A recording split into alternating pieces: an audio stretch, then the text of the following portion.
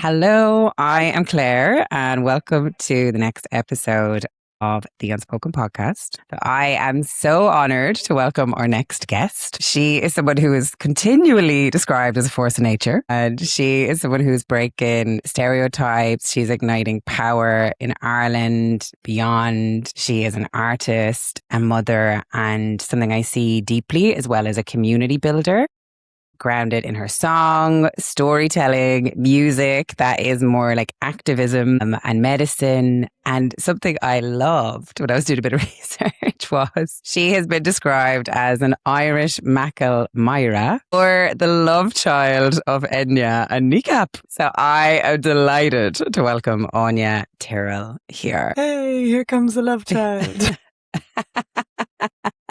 I'm honoured to be here. Lovely to chat again, Claire. Yeah, I just love that. I found it on your website, the love child of Enya and Kneecap. I was like, this is everything. I loved it. Someone said that when I brought Bitseach out, and I just was like, this is the best thing anyone has ever said. That's going everywhere from now on. Honestly, it is great. So yeah, that was giving me a lot of life. And where to start with that then? Maybe let's start with Bitseach, because that I feel is the essence. Maybe that came from there, at least from what I saw and what you're saying. Like, I feel like that piece of music is activism, and there's a lot more that's unearthing in it. And like, I'd love to hear your ignition through that, or the ignition of the song through you. Yeah. I mean, it was quite a like ignition, and like you were saying before, these chats, can be like ceremony, and sometimes writing a song, performing it, releasing it, being in shows surrounding it, it does feel like ceremony, and that felt like, touring that in Ireland felt like a moment for the Manoa Nair and, the women of Ireland, like a conversation that has been brewing in a lot of us, kind of separately, like in all our little places all over the world that we've ended up. And I think I didn't know those ideas when they were coming through to me, like maybe about 5 years ago is when kind of the ignition of that song started. And when it was coming through to me, I didn't know that there was loads of other people thinking these exact same things. Do you know what I mean? And I think that's what's powerful is like as a diaspora, you're away. I've been away for over a decade and just returned home. And as women, and the repeal movement and the, equality, marriage equality and all of that kind of like got us all like, connected in and sort of talking a bit more. And it felt like after that there was conversations coming up, and then it was apologies with the Magdalene laundries, and then it was, the mother and baby homes, and it's just kind of been this conversation that keeps continuing. But lots of us individually have been thinking it for loads of years, and I think the activism kind of united a lot of us in that way to be like, yeah, you're thinking the same thing. And it's like, I was listening to someone describe some art movements way in the past before the internet or whatever, and I'm going to get it wrong here, but maybe it was like surrealism or one of these things would like pop up in different spaces at the exact same time. And there was no way that on different sides of the world that these people were connected, but how, what is ever in the zeitgeist or in the creative air and the mycelial network is actually like we're all picking up what's being put down, and I think this happened with early kind of punk movements and different stuff that didn't have the internet connecting everyone. You have this sound or this art coming out, and I feel like we're responding as Irish women in real time to the art and the mycelial network information that's being spread around. And so for me, that's what Bitseach kind of was. Like there's a collective, little network that it was just popping up in my brain. And it's been beautiful to see that that's also been in the space with loads of other people.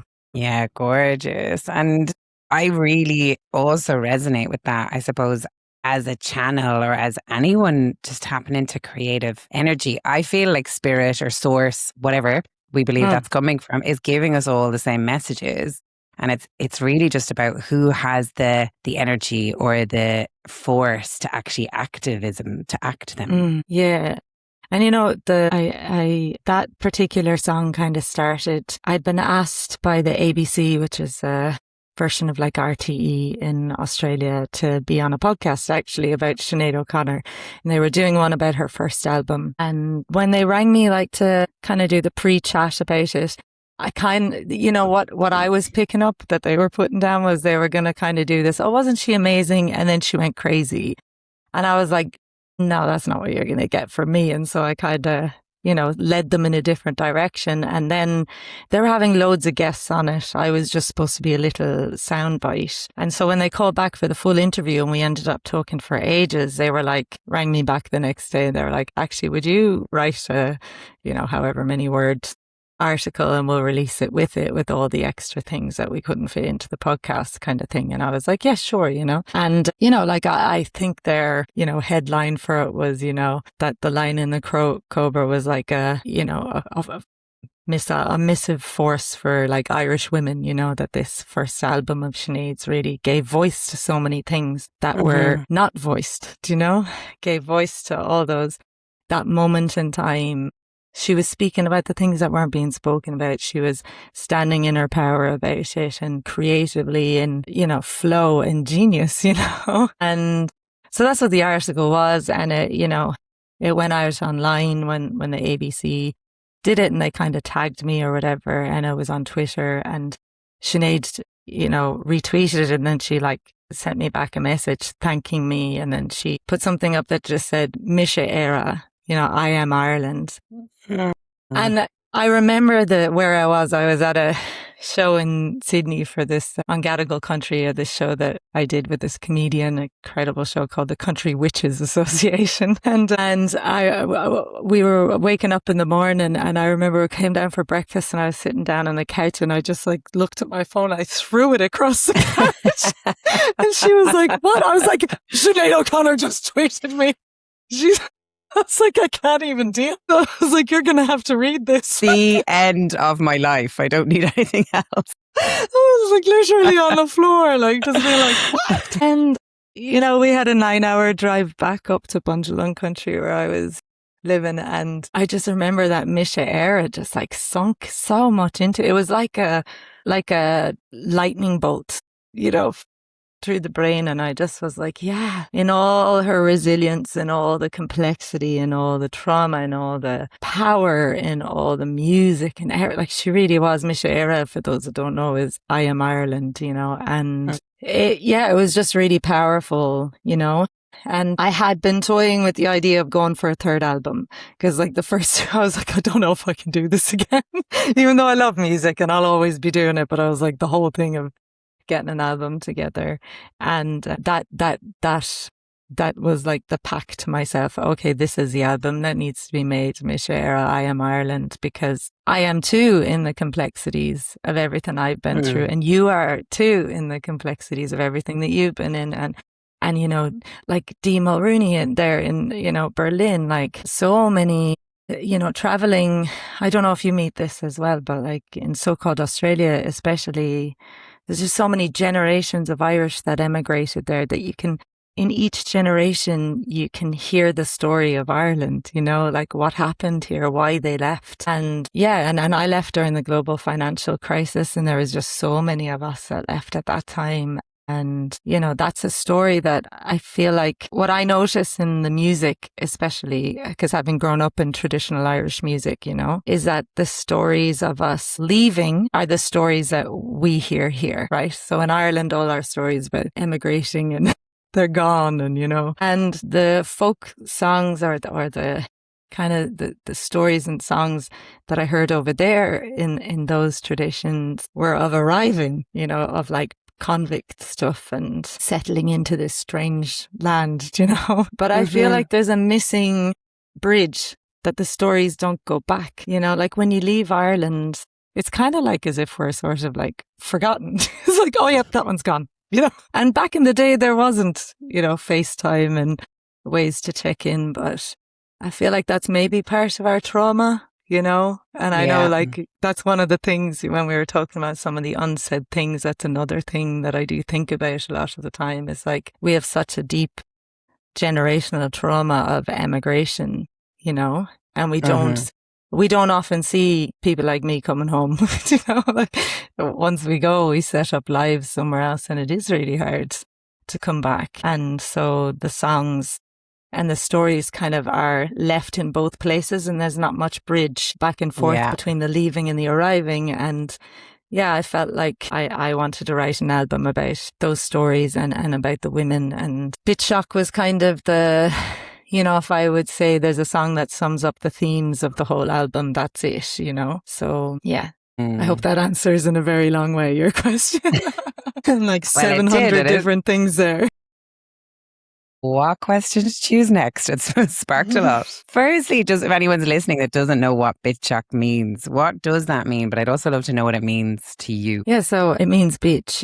And I remember there was I still have the t-shirt. Like, I can't remember, was it T-Shoppa or one of them brought out a t-shirt that was like, "On Bitseach Shin," which is at the time that, I think it was that Lizzo song that "I'm 100% that bitch" or whatever came out. And I just loved on Bitseach Shin. And so, and when I was wearing the t-shirt in, so-called Australia, people were like, "What does that mean?" And I'm like, "Oh, Bitseach." And then I'd be like, "That's so interesting that Bitseach, bitch sounds like bit shock, like a bit shocked." Yeah. And how, and how we are a bit shocking. Those of us that are called bitchocks, those of us that decide to say the difficult things and speak those out, we often get labeled as women as bitches, as too difficult, as disobedient, as ungovernable, as, all of these words that kind of come with that. But I'd prefer to be a bit shocking and ungovernable than to be quiet and just go with whatever else anyone is saying. So to me, I suppose it's a reclaiming of that word. Because for so long it's been used as a word against us, generationally, and not just us, the women before us. And I'm sure the ones coming after us, it'll still be a word used towards women who speak up and don't, toe the party line of what is expected of a woman, Yeah. So, and I think Sinead embodied that and gave us all permission to be that. But at the same time, it was sad in her passing to see so many people come out and all this support and love. And isn't she amazing? I was like, yeah, but like, where were you when she was being dragged across the coals by every media outlet, by every, when they were rolling over her CDs, when the Pope was, like everything that happened to her along the way for that. It's like, we need to find better ways to support our bitchocks. And I'm not sure that we're there yet. I know we're not there yet, actually, but conversations like this and us connecting and gives us strength. And so I know that, the song and the tour definitely have been a source of that and connection for a lot of people. Yeah. And it's interesting how Sinead, I feel, weaves her way actually into quite a lot of these conversations, because she's the bitchock, the one who was, I feel like, one of the original trailblazers, at least in our generation, that we've had the privilege to witness. And I love that, what you said, that the Ismisha era. I'd love to hear, like, how do you relate to that? What's Ismisha era for you? Yeah, I think it's, I think it's a big conversation for Ireland, who we are, who we're becoming, and, what identity politics is, and what is, with the far right infiltrating in every part of the world, and then using, our national identities sort of as a way of pushing others away.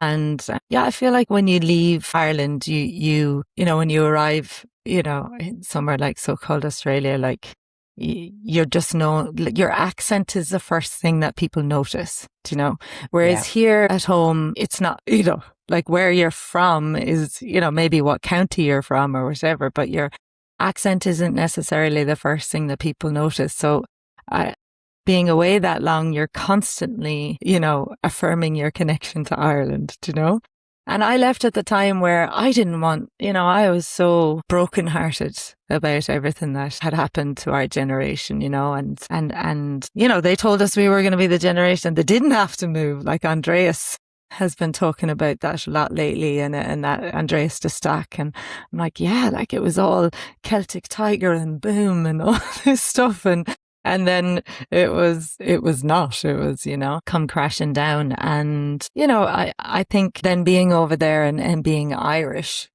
like I didn't want to fall into the trap of becoming, like hanging out in Irish pubs and, because I wouldn't do that here. Do you know what I mean? Mm-hmm. So I did, dig deeper, I suppose, in those years away into that identity for myself and the connection to land and to our, pre-colonized identities and sort of our connections to, the earth and the rivers and the goddesses and the mythological playground that we have, in our culture. And, my dad was a full-time musician as well, and he unearthed lots of old Irish poetry and set it to music. And I have a deep well that I can and have always been able to dip into. So I think in the time away as well, I got to spend more time kind of falling back in love with Ireland at the same time as being brokenhearted about it, And then I feel like a lot of us that are away, like I said to you, like I'd meet people that, left 30 years ago, 40 years ago, 50 years ago, were there 2 generations and because I was an Irish musician coming through, anywhere I went, there was people that would come up and talk to you about their story, and so I got to hear so many incredibly heartbreaking, powerful, beautiful stories about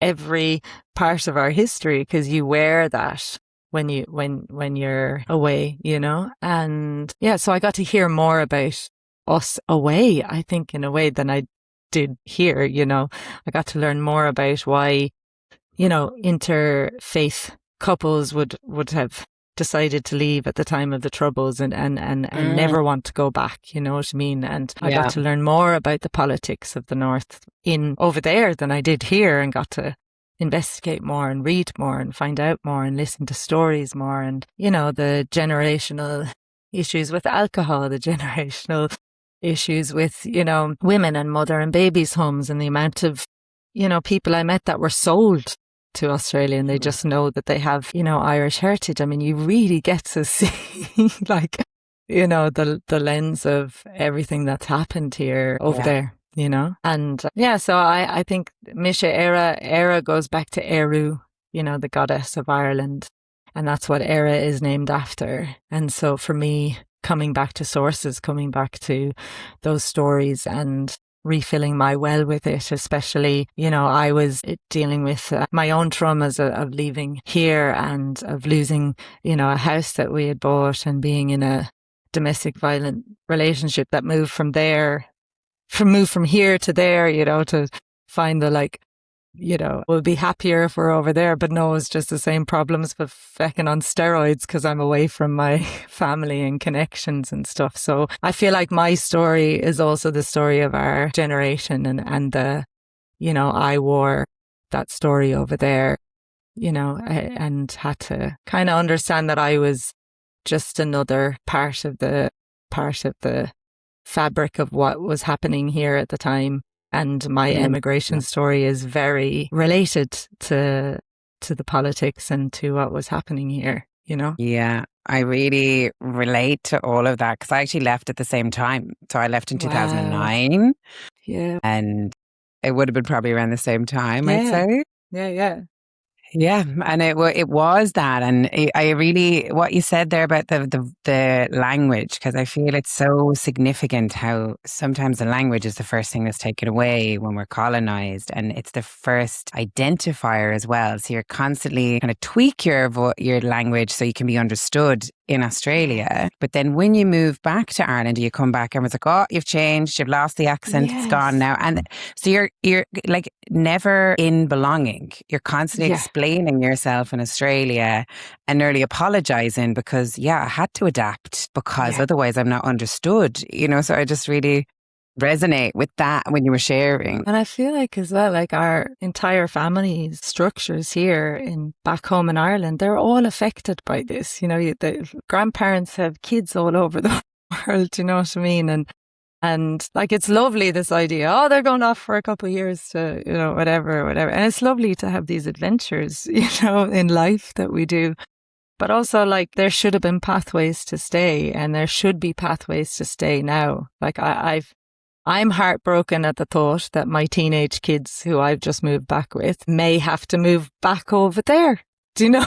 Because like opportunity, like we're just recycling the same thing over and over and over and over again. And language, like you said, is so important, because I remember the thing that, and I think it was around 2009. I can't remember what minister said it. And I've tried to Google it. I can't find it anywhere. But I remember there was a big, financial crisis, like, something on RTE, and there was a panel, and it was big. What are we going to do about this? And at some stage they asked whatever minister, well, what are we going to do about the young people?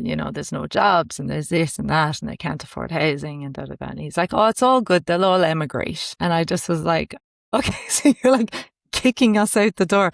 And I remember I was like really on the fence about, will I go? Will I stay? Will I go? Will I stay?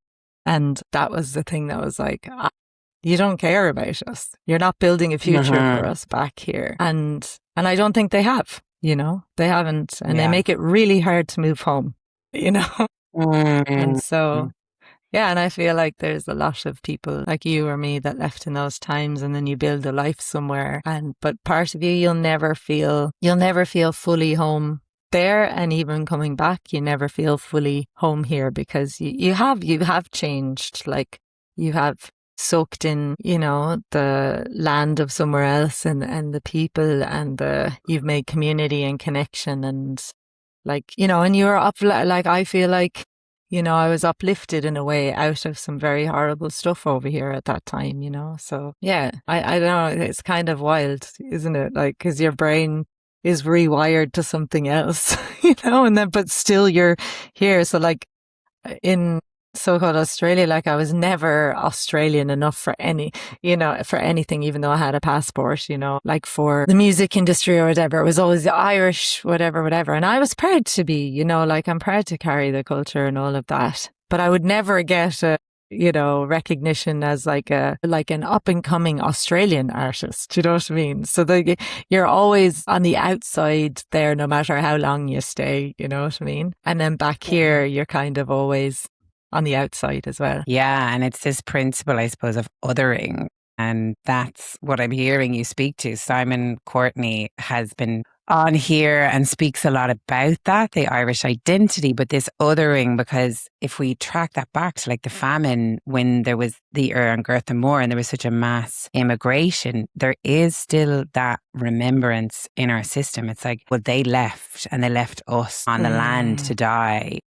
And now they're away, but then so there's that grief, and then there's the grief of well, we now have to create life somewhere else that we're not accepted. It's the blacks or the Irish or the it's like literally.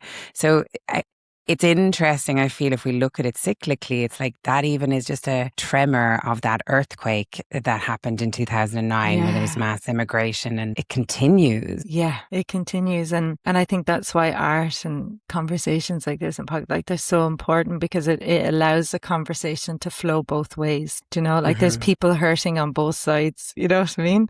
Like, of those that are left, like a generational pain and trauma of that. And then that continues, and we don't even have the language for it. We don't have the grief capacity to, like, we're dealing with so much here on the modern, thing that, like, we need to unpack so much, and there's amazing work being done, I think, in unpacking so much. And, I remembered that Michael D. Higgins, and I think he's been incredible at in his 14 years, and they were like the years that we were away too, and he was such he was like a shining beacon that gave me hope all the time, because I'd be like, oh, he's speaking the things, he's saying the things, you know what I mean, about so much. And like, I remember he was in Gadigal country in Sydney for the commemoration of the 1916 rising, I think, so maybe 2016, and they had a famine thing that they had unveiled, and Lutruwita, which is Tasmania, and he was like kind of on a tour. And I remember listening into one of the lectures live when he was doing it in the University of Sydney or something. And he was just talking about remembering and how when we remember, we have to bring back in the members who weren't present. And at the 1916 stuff, it was talking about the women and the children that were a huge part of it, but our history books has only told us about all these lads, you know what I mean? And since he said that, it's just been something that has, you know, really deeply sowed in me, that there's so many members in our, you know, memory that aren't like, you know, back in the room and speaking. And I think as those of us that left, we haven't really ever been given a voice at the table back here, you know, into why, you know, it's just like we're gone.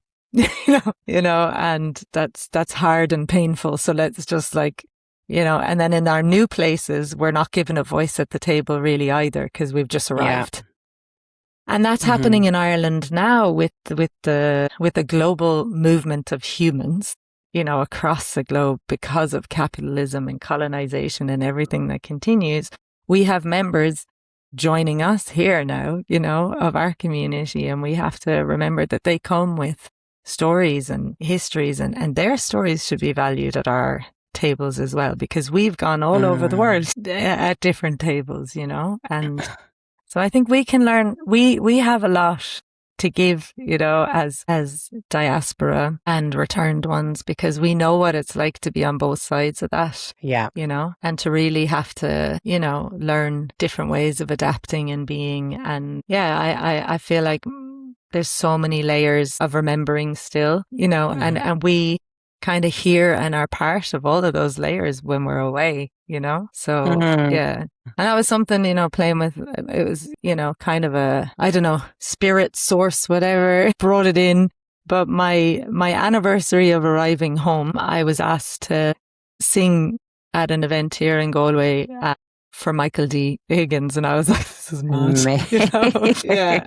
And I chose to sing a song of my Singing Our Way Home and sing a song of my dad's as well, because Michael D and my father were good friends. And yeah, and so it was really beautiful, you know, moments. And it was a conversation about climate, you know, and he was talking about hope and things for the future, and he was talking about remembering and everything. And in that conversation, he also brought up, you know, his growing up and his, you know, and at that time, like not only the famine and then our independence, but all the stuff that happened in between. And, you know, especially those that, you know, families and brothers that fought against each other on either side of how to gain independence. And he was talking about what we did to each other, you know, and I was just like, that kind of like set off, wow, because that is a lot of people left in that time as well, because they couldn't inherit the farm, or they had been part of the wrong side or the right side, and communities, they were ousted or whatever. And so you also have generations of people that left that were, you know, on the wrong side. And then what did we do to each other in those times? You know, like who got the land, who got the wealth, who got the, you know, all this stuff that continues under those same structures, you know, that we're living under today. And I just thought that was a really, you know, another little kind of lightning bolt moment through the brain that was like, wow, I think we need to, you know, that's the thing I look at as we're seen all over the world as being so welcoming and, you know, so, you know, open our doors and make cups of teas and, you know, just be this beautiful, welcoming place. And there is a part of that still in Ireland, and that is so beautiful, you know, and communities that gather around each other and have for, you know, generations. But I think there also is a part of us that's not so nice to each other, you know, and especially at the moment, you do really see it with the divisiveness online. And, you know, it's just sad, you know, isn't it? Like, and I was like, we actually have to get better at having conversations with each other and caring for each other as a community. Yeah. You know, like really just caring for each other. That's all it is, you know. And I think, you know, that's post-colonization, you know, post the grip the Catholic Church has had and still has, you know, on us. And that is part of the conversation of, you know, a united Ireland. There's a lot of things, you know, we have to recover from that has us on opposite sides of each other where we can't care for each other as community. So, yeah. Yeah. God, there's so many threads. I would love to go down there. And it's even interesting as you're speaking, I was like, okay, so that we don't speak about what we did to each other. And it's kind of fascinating. Again, it comes back to language. It's like the voice, the language. Here we are again. And yeah, the thought is like, why is that conversation so hard? If we are this friendly, chatty nation, how is it so hard for us to have that conversation? Or that authentic conversation that meets the wound. Yeah, I think there's just so many conversations to have as well. And we can be angry. Like it gathers a lot of energy globally if we're always saying, fuck the Brits, fuck the Catholic Church, like that's an easy thing because there's loads of other people that don't like both of those things. Do you know what I mean? Yeah. But it's much harder to say, I don't like what we did to each other. That's a conversation that doesn't sell us very well overseas. Do you know what I mean? That doesn't bring tourists in or whatever it is. It doesn't make people feel like instantly connected with us or that they have a song that they can sing to bring that, rally around or something. So I think there's a lot of layers of conversations we've started having, but that's a really difficult one maybe because I thought about it after that event and I just was like, yeah, it's really difficult because we actually have to talk about things like land and ownership and who got what, who had to leave, who, still may have more than their, And we had a system where it was, like the oldest male in the family got, we had systems in place and still in a way those are still here in place that really did, if there was 7 children in a family, maybe only 1 got looked after. Do you know what I mean? And then maybe 6 had to emigrate, and then you have generations of that now all over the world. Like there's 80 million or something Irish diaspora. We are massive. So it is a huge conversation. And maybe there's a protective layer of the people that got the things, that are holding the wealth and the land or the whatever. There's a protective layer that don't open up this conversation because there may be 6 generations of people trying to claim my land. You know what I mean? I see this because I worked a lot in Indigenous communities in so-called Australia, and there is a divide and conquer way that colonization moves around the world. And they choose, one family or one, this is how the mining companies work in so-called Australia. Okay. They'll go into a remote community and they'll pretend they're coming in with loads of jobs and loads of this and loads of whatever. And they will give the money and the power to like 1 or 2 families and then, give them sort of whatever they want to gain access to what they need to gain access to. And then, there's a othering of everybody else who may be like, what's going on here, and it's by design, that they've done this all over the world. But we also did this to each other, as a post-colonization maybe hang up, and there were people, fighting for our independence who were fighting for kind of collective ownership of land where we could grow our own food and be sustainable. Like the vision of what won in our civil war was the vision of a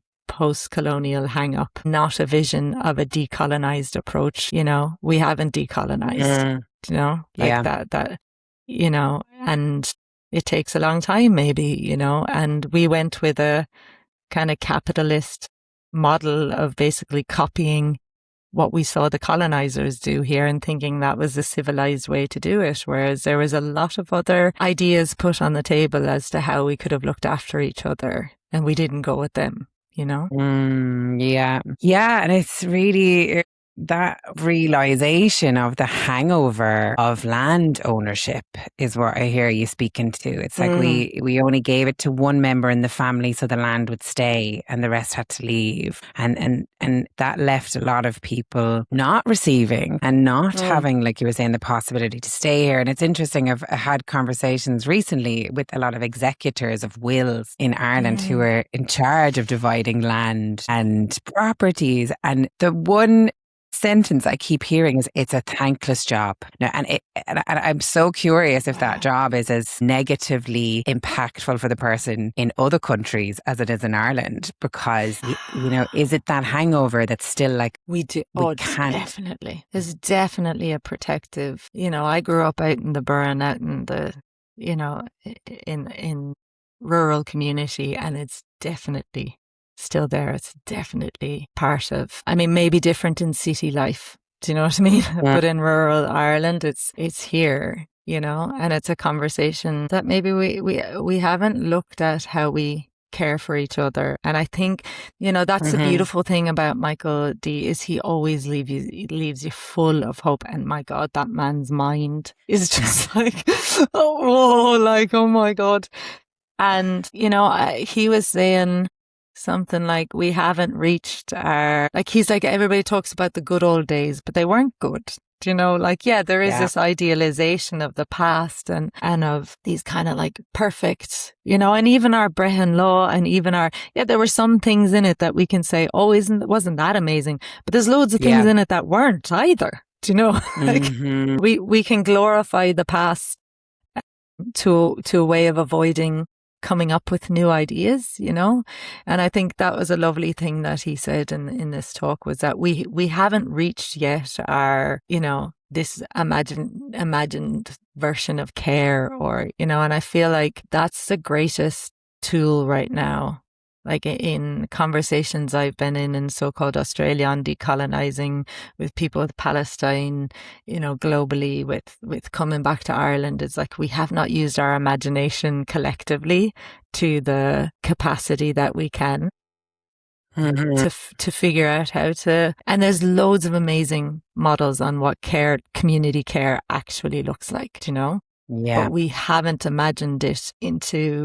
And I think we're getting there. The conversations are starting to be had, and there's incredible ideas. Like I was reading one the other day about people in Canada that, they created a housing board themselves and bought the building that was up for sale and have created a collective, basically, ownership of this building.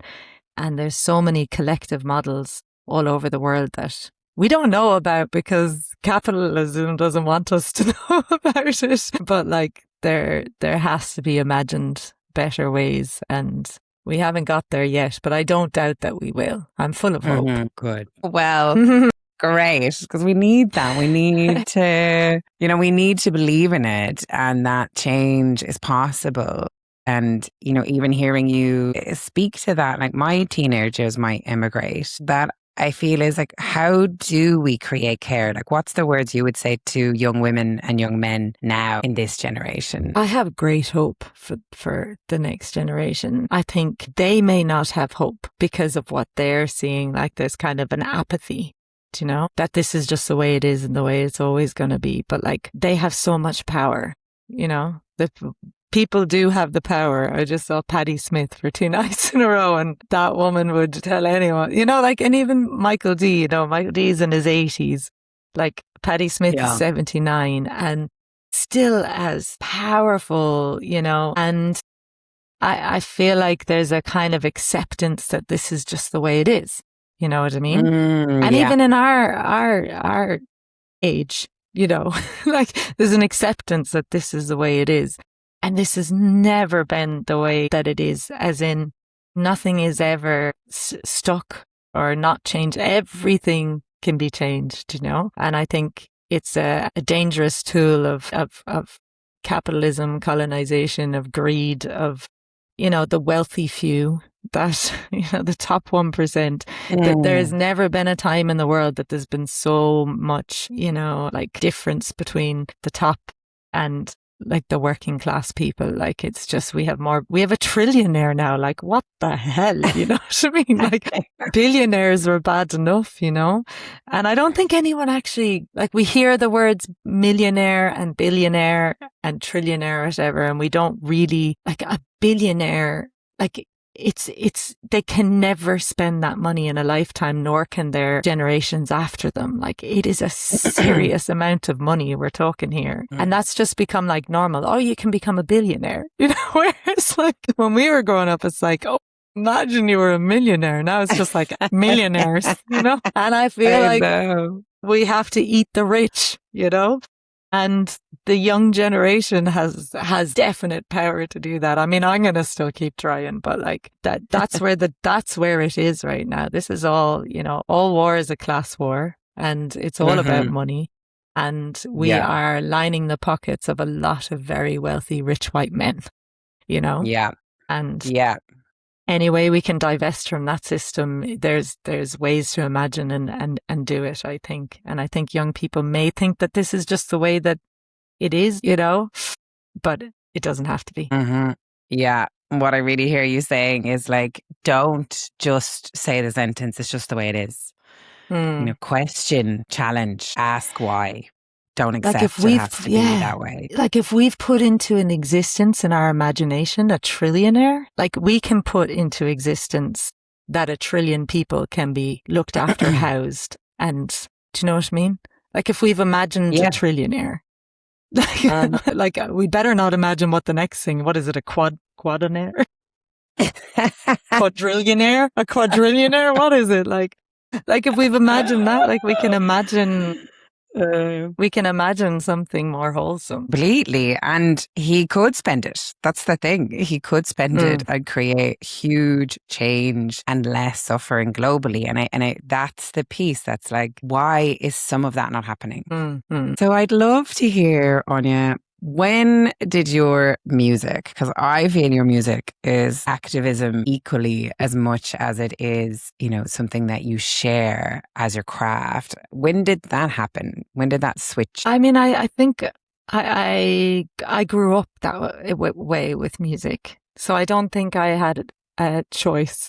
You know, it was actually very funny. I did this beautiful thing. I started in Galway, Steps for Peace. It's once a month, and just walk from the Claddagh to Salthill, Blackrock, and just for peace. You know, there's nothing like you can bring, you know, or wear things for whatever cause you might be passionate about, but it's just for we need peace and we Mhm. need, you know, and stop war basically. And you know, I've done it for 2 months, and the first month, you know, there might have been maybe 40 people there or something. And this second one, it was like so beautiful. There was like 200 something people, and you just see there's such a need for spaces to be together, to feel together, and to speak about these things. And if you want to call it activism, we'll call it activism. And to me, it's just like the medicine that I can bring with the gifts that I have right now. You know, Mhm. the woman who organized it, you know, like that's the medicine she can bring, you know, the group of people who are organizing it and making it happen. And at one stage, the incredible Lelia Doolan, also like 92, fierce, like she's just incredible. Oh, wow. She had walked with us, and she's another incredible Galway woman and a activist. And you know, I don't know. I think I might always like shy away from the word activist because I care about our humanity, really. If that's called activism, okay, but like, isn't it just caring? Like, and music is such a tool to connect us to our own humanity. And I grew up with a father as a musician who was singing songs about our remembering and our collective humanity and imagining who we could be. So I guess that to me was the expression Mm. of music, you know, and I loved artists like, you know, Sinead and Annie DeFranco and Bob Marley. And, you know, outside of like the Irish traditional music, like I loved artists that were making me feel and making me think, you know, and making me Mhm. imagine something better. But at some stage we were all out for a bowl of soup after the Steps for Peace, and Lelia Doolan was sitting next to me, and the organizer had, you know, kind of been like, isn't Anya amazing? You know, she was here last month and she's here this one. We're just so grateful. And Lelia Doolan just like turned to her and was like, of course she's here. She's part of the Tyrrell dynasty. You know, as in like, of course she's here. Like this is what she grew up in, you know, and it is, you know, it's Mm. you know, she was kind of like, stop with all the niceties and, you know, bigging her up. This is what she was born into, you know. Yeah. So I guess for me, it wasn't really a like, let me turn and do this. It was, this is what we do. in the Turl dynasty. Love that you get to put dynasty with anything. I know. I loved it. I would have never, when she said that, I was like, oh, I'm taking that. I'm part of a dynasty. I feel like I want to reintroduce you now. Yeah. And to me, it's about legacy, I suppose. My dad has left a legacy in his wake for me to pick up, and be part of. And I was part of it when he was alive. And, a huge part of moving home, in his passing, he passed suddenly during COVID, and huge shock to all of us, but was sort of like, I remember someone at the funeral, I was still living in so-called Australia. I remember someone at the funeral kind of said to me, all right, well, you're moving home now because we need one of you here. As in you need to pick up the torch that he left for you. And I remember being quite annoyed with the person, kind of being like, okay, what do you mean?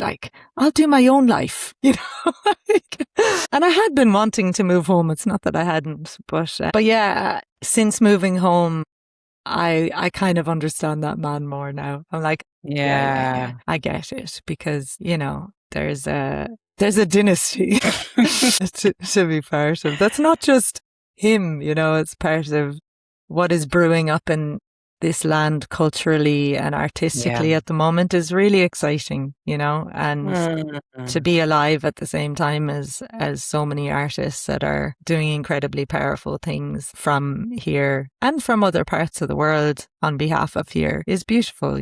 There is a reckoning and an awakening and a revival that's beautiful to be part of, Yeah, gorgeous. Really hear that for you. It's integrative, and that sharing, your voice and creating change through your craft and your music is in your lineage and your dynasty, but it's it's humanity. That's what I hear. You care about humanity, and that's your expression of that. Yeah, and what can we all do? We're really just like a short blip of time on this earth, so we're a blip, right? And what can we leave in our legacy, in our time here, in the living memory of people, in the memory of the land, in the memory of, the future ancestors that we don't even know yet, and if we all have gifts, whatever those are, that we can leave. And I guess for me, that's what the music is my pathway to do that, and to feel alive as well in this time. I gave up music when I first moved to so-called Australia. I didn't even bring a guitar. I was primary school teaching. I was being responsible as a mother, not even, I didn't even bring a guitar with me. Well, I didn't think I'd be away for that long either. Maybe like you, we thought it'd be a year, it'll blow over and we'll go home, and it just kept getting worse and worse and worse, and so coming back to music was really coming back to myself, after domestic violence and being on my own with the kids. And at one stage, one of my eldest daughters, she said to me, I don't know what I want to be when I grow up. And I was like, you can be anything you want, dream big, And I remember thinking, is that what you're doing? You can say these things to your kids, but are you actually being that? And at that stage, I was teaching music. I was teaching primary school, and I was doing a little bit, I was dabbling in a bit of music on the side, and I bought a 1966 Bedford bus, like a 9-ton truck. I went and got my truck license, and the 3 kids and I went on a fucking adventure for, 8 years, toured around Australia in a big bus and played music. And I came back to myself, I came back to those of who I am that makes me feel most alive, that makes me feel like I'm the best human I can be for my children, and they've had so many incredible experiences and wild times, because we didn't live the most conventional life and still don't, and there's a lot of beautiful lessons in being able to be what you say to your kids. Do you know what I mean? Yeah. And even if this isn't the path that they choose, they have their own passions and their own interests. But they know that if you're fully authentically yourself in whatever capacity that is, that somehow things just keep unfolding, Yeah, beautiful. It sounds like that pathway back to your voice, to your music, was that actual pathway back to yourself. Yeah. hugely. And that's the thing about, domestic violence, and, trigger warning here, but I'm not going to say anything too much, but that You can. you lose your sense of self. You really do. Like your brain Okay. gets rewired in a way that you're like, when you come out of the fog of it, that's how, coercive control and then physical or emotional abuse that happens, is because you kind of lose like, I remember at one stage just being like, if he told me that the sky was red and not blue, I would have believed him. Okay. It's like your brain becomes like so detached from what you know, because all these signs are kind of telling you what you know is not correct. You know what I mean? And no, just do this and then things will get better and things will get better and things will get better. And so when you become that detached from that, like, which is hard for me to imagine now, because I'm so back in myself. And I suppose I could have stayed detached from myself, and that's how, addictions happen and more and more and more, different versions of trauma and things get passed down lines. But I luckily had music, and to me it was like, I don't think I would be here today if I didn't have music. Like, it literally saved me and my kid's life, because it was my pathway back to who I was, and I feel so grateful that I had that tool come back to myself with.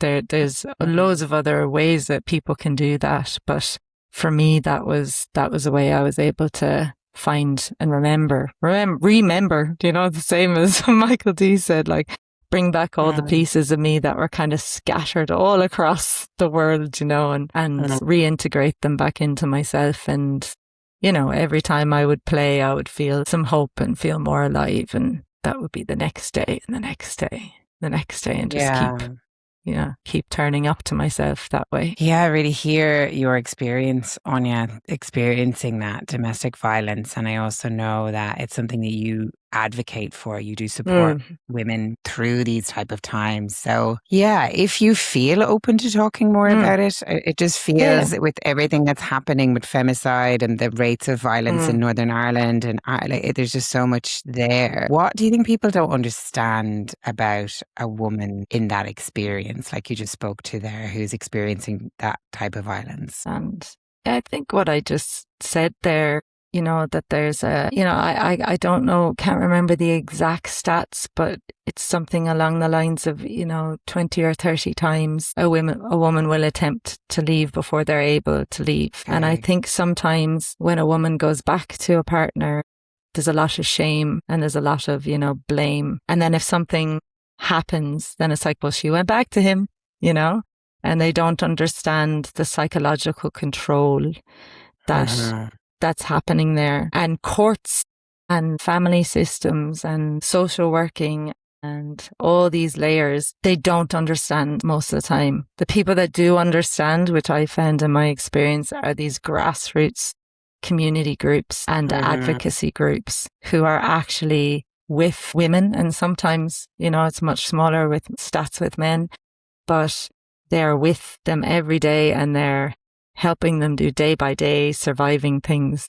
and it's a poverty cycle when you leave, and it takes years and years and years and years and years. And it's very hard to I have 3 kids on my own, like it's not easy still, it's a much easier path to just try to figure out a way.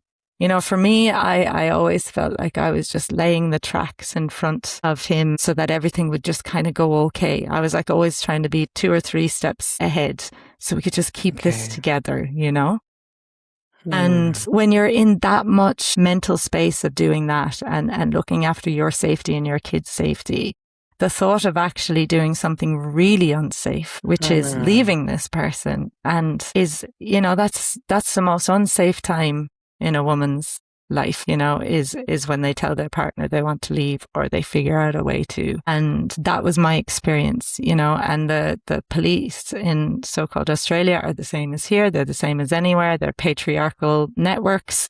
and they are built on systems that don't understand a woman's experience. We're too emotional. We're too this. We don't have enough facts for what they need as facts. They just want dates and times. They don't want to know our experience. And, you know, it took my ex-partner breaching an order 70 something times before they finally charged him with breaching an order. And that's 70 times that we were in harm, you know? And like, I don't think people understand how much it takes to leave. I think that's the thing. I think there's a lot of victim blaming in that time. And then when you do leave, there's not enough support in all of the ways for the women and the children coming out of that. There's not enough protection. There's not enough support. There's not enough paths forward.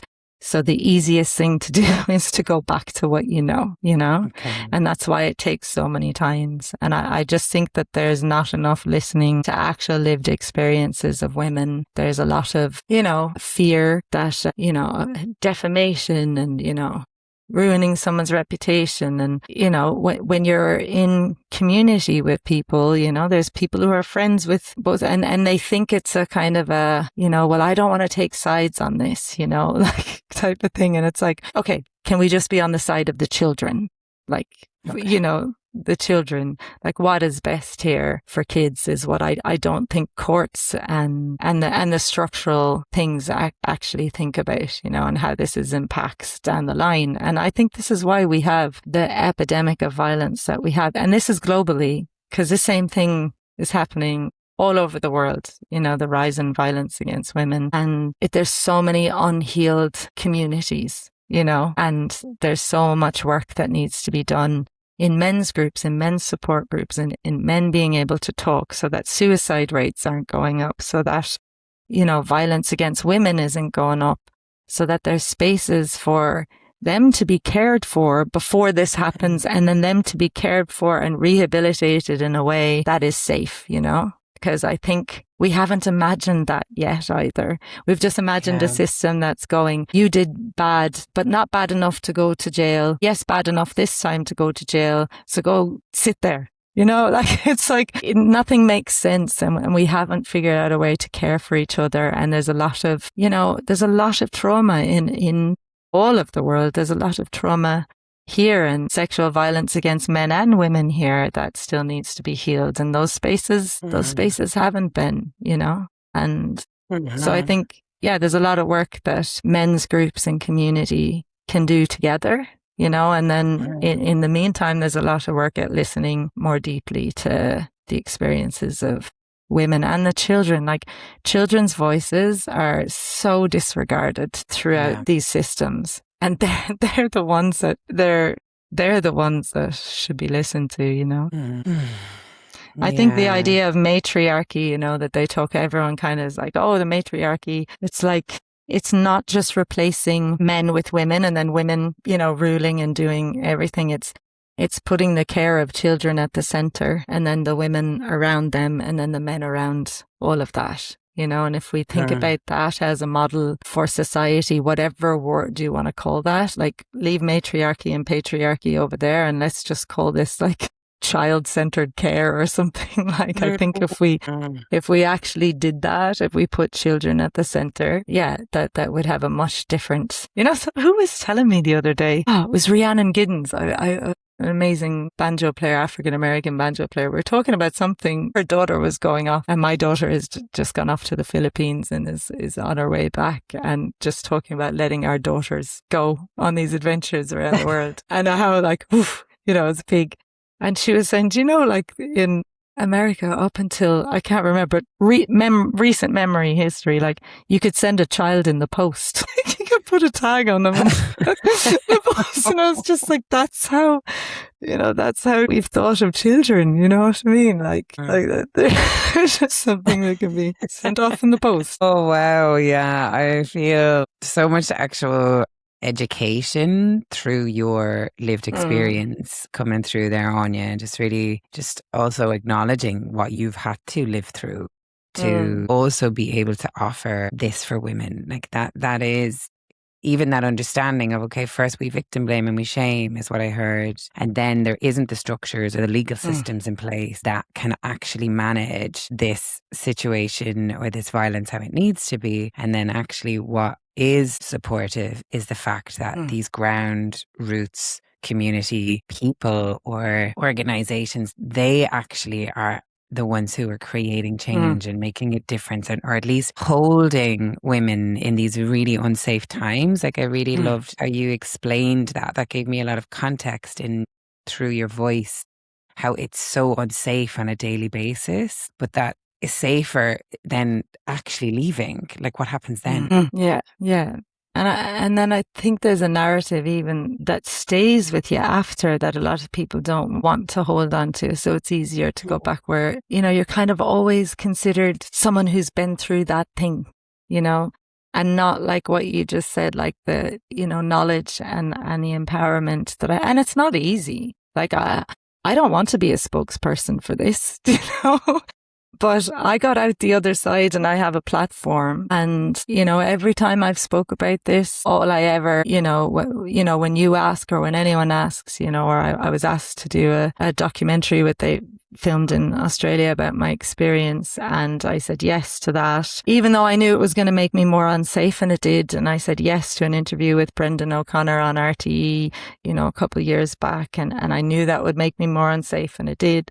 But I say yes to these things because I know, I always say, well, if one person hears this and hears a positive story, then, not positive, like as in, I'm happy I went through that, but like that you can come out the other side and, find your way back to yourself, whatever that is, and, that the one thing, and I've asked RTE to change this and they still haven't, is that like the link from that show, that's about me and it's about me and my music and getting back on my feet and finding myself and our journeys around Australia with the kids. And like, it's not really about what happened. It's about what happened next, And they took so long to air the interview. It went through legal teams and legal teams and legal teams. And, it went through, they put millions up towards a defamation if they had to. And like, all these choices had to be made before I could just speak about my story, like not even mention the person, not even speak about details. Like, this was just about me having been a survivor. And like, the words were like, oh, you can't use domestic abuse. I think it has to be domestic violence. And I had to send court stuff and all this stuff to have proof of everything. Like, it was wild, right? And then finally we do the interview and it was beautiful and lots of people heard it because it was on such a platform like that, and lots of messages like, thank you, I'm sending this to my sister, or thank you so much. Like, I think I'm understanding what I'm going through right now. And I'm just always like, well, if it can just one person, it makes a difference. This is how we change things as well. That each, even if it's just a family member listening and being like, oh, okay, so that's how this has affected this person, and their children and whatever. So this is an empowering conversation, and the image that they have up of it is like a woman with her head down on a desk, like disheveled. And I'm like, this is also what needs to change. It's like that we're not left with this stain of the victim of that story, that we are allowed to evolve into our new story. And I think as a society, we haven't really allowed that to happen. And that has been like Catholic Church story, if you've been divorced, if you're a single mom, if you're this, if you're that, this taint on, the bitseachs, the bitches that decide to, actually stand for their children, and I think I still feel that surrounds me in spaces, and I can smell it a mile away now, and I'm like, oh, not a space for me, because I have to say the most incredible women I've met in my life are either women working in these spaces or women who I've had the privilege to teach in some of these workshops in different spaces. Like, their stories and the art and creativity that comes from it, like, powerful. powerful to heal the world, and I've been so inspired, and it's why I continue to do that work. Just so inspired by the resilience and that coming back. Like there's no way to get out of violence or to heal from sexual abuse or any of that without reintegrating, like you said, to yourself, without coming back to your authentic self. Yeah. Because in that in-between space, you can fall into all sorts of, harm of addiction and trauma and whatever. But once you get to that, there's no way to get through that without actually coming back to yourself. And that's who I am attracted to and love in this world, is just people who are living fully, authentically themselves, like that's what's beautiful to witness in anyone, more power to you. Look at you just being you, whatever that is. I love it, and in that space you just find that that's pretty much all that can, the outcome, if you decide to stand for yourself, is you have to come back to yourself. Yeah, and it's not staying in that victim label that might even be given to you by others. And I don't even think that's an individual thing. It was like bringing back to me, like we did just an exercise when I was doing a trauma studies last year of like, just Google victim. You just Google the word victim and look what comes up. And it is all those, it's women. It's all women. Like subconsciously, that's what we associate with victim. It's women with their faces hidden in abuse. Actually, even if you look at it, it's very interesting. It's usually women down lower and the perpetrator up higher. And this is the message in society. Even if we don't know, just even do that. Google it and see what you see, what you mentioned, that image.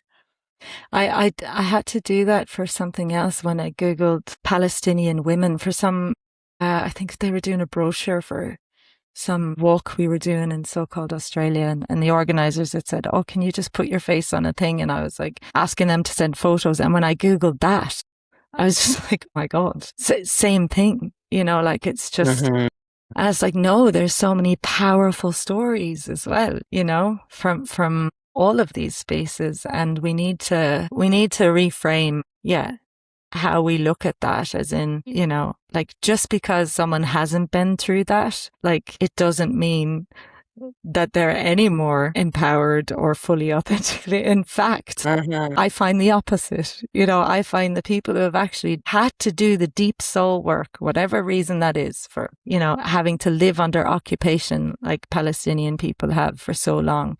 Like they have to do the deep soul work every day just to get up, go through those checkpoints and go get food or travel or do whatever they need to do to keep their families safe and alive, right? Every single day they're in deep soul work, and deep soul work to get through any sort of trauma and come out the other side, and they're the people that have so many gifts to give us.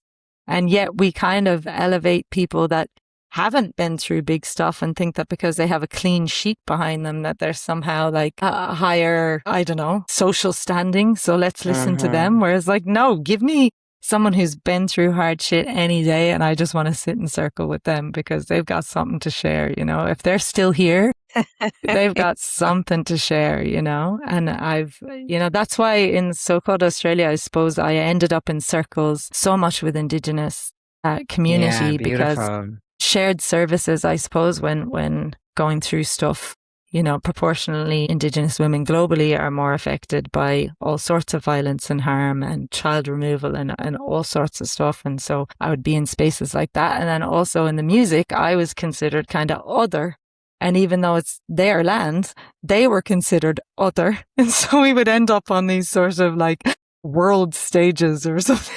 I could just be sitting there like, our away here, and these like other people are on the main stages or whatever. And it was sort of in those spaces that you realize, that the shared history of going through colonization, the shared history of, as women of being othered, the shared history of trauma, of alcoholism and drug abuse and all this stuff going through families. And like, it's just so obvious when you see it. It pops up in all these spaces that you're like, okay. And I was like, put me in circle with humans who are in this work. Like that's where I want to be, Yeah. Yeah. I couldn't agree more. And it's like, Yeah, what I hear is your pain has become part of your purpose, and these people, humans, women who have experienced this depth of like, I just find it fucking fascinating. Like through the work I do, I am like privileged to hear stories and experiences and traumas, and I'm just like, wow, those people get up every day and they do the same thing in the supermarket and they do the same, dropping their kids to school. And what they're carrying, like, is just so much more than other people. And Mm. that in itself is like, that's where I take my hat off to. So I really resonate. One of my favorite artists I've ever got to work with is Uncle Archie Roach. Incredible. He's no longer with us. Indigenous elder musician. His book is one of the most powerful books I've ever read as well. Should have it here somewhere. But he was removed as a child. The white Australia policy. Racism just takes a different flavor wherever it goes, and whiteness is always elevated. And so they remove children from Indigenous families and still do in more sophisticated ways over there. And so he was removed from his family. He grew up in a white family, like so many people. He ended up, running away and being in, drug abuse and addiction, and found music, and even his path to music and all that, full of all sorts of, sideways things and everything. And yet, this man is on stage and has love. It's just like emanate love off of him, and just like acceptance.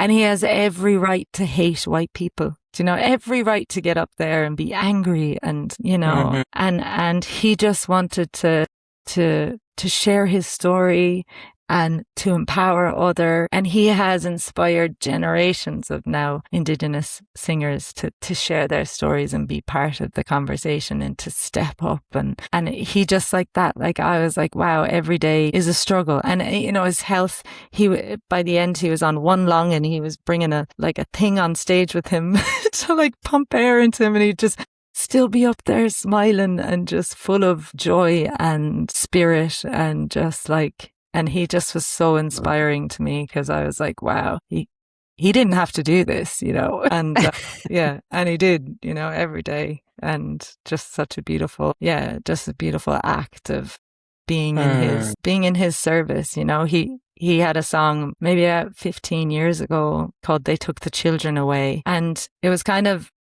an under the hood conversation about Indigenous child removal, and the white Australia policy.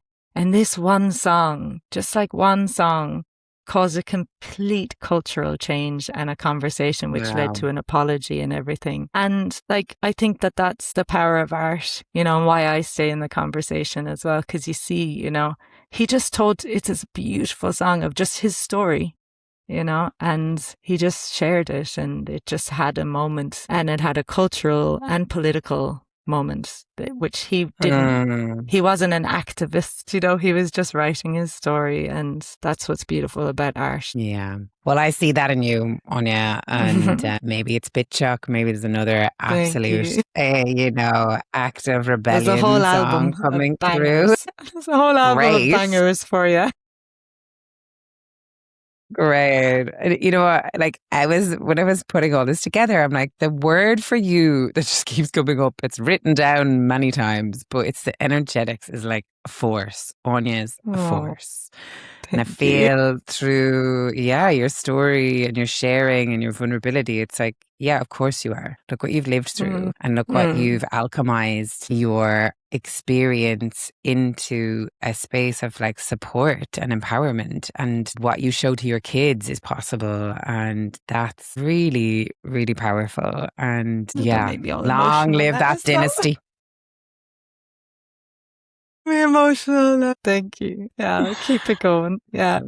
Patti Smith was so empowering, but I heard an interview with her where she was saying she was 79 and she was turning 80 next year, and she was like, that's an age, I'm not young anymore. And I just was like, oh, I just love that. Like, I'm still so young. So young. I have so many albums and so many shows and so much. Yeah, I think, the music industry kind of makes you feel like, when you're 25, you've hit your sell-by date as a woman. And, Mm, we glorify youth.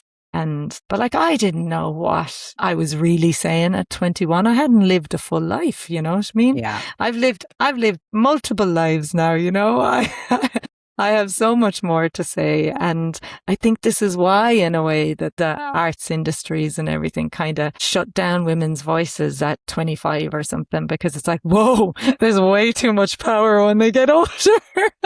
And we will not have control. We will not have control of them. We can't be having this. So, I say fuck that shit, and I'm going to keep going until I'm 60, 70, 80, 90, whatever, as long as I can keep going. And I'll be on stage with my little machine pumping into my lungs. I have a lot more to give. Well, thank God is what we all say. And how do people on that topic find you on? Where can they listen? Where can they see you? Yeah, well, I'm starting to get together some tour dates for the rest of the year. I can't believe we're halfway through. What the hell? So definitely Ireland. I should be in New York as well if anyone's listening from there. I'd love to come over to Europe as well. Now that I've got myself landed back, because I think my first year was woo, this is a whirlwind. But now that I'm here and I feel more rooted, it's starting to do more overseas touring and finishing off my album at the moment, which has been 5 years in the making, and it's just been a slow but beautiful process. But I'm trying to do it independently, so Patreon is the best place to support me.